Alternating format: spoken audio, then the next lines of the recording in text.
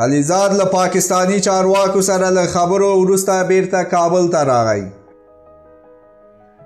د افغانستان د سولې لپاره د امریکا ځانګړی استازی زلمی خلیلزاد د پاکستان له 2 ورځني سفر وروسته بیرته کابل ته راغی.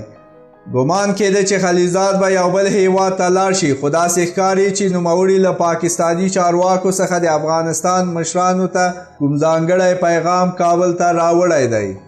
خلیلزاد په خپله ټویټر پاڼه د افغانستان د سولې لپاره د پاکستان د هلو ځلو مننه کړې او لیکلي دي چې پاکستانی چارواکو ورته په کلکه ویلي چې د افغانستان د سولې په اړه وروستۍ پریکړه باید یوازې او یوازې افغانان وکړي.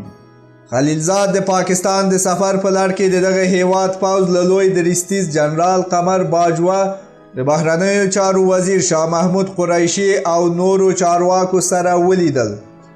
خو تر ټولو مهمه کتنه یې له جنرال باجوه سره وه، ځکه چې ویل کېږي د پاکستان ملکی حکومت نه بلکې پوځ د افغانستان او یو شمېر نورو هیوادونو په اړه د پاکستان د پالیسي د ټاکلو اصلي رول په لاس کې لري.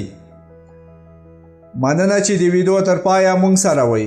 که چیرې زموږ یوټیوب چینل مو نه وي سبسکرایب کړی نو مهرباني وکړئ زموږ چینل سبسکرایب او د زنګ تڼۍ کیکاږئ تر څو په راتلونکي کې زموږ ویډیوګانې له لاسه ورنه کړئ.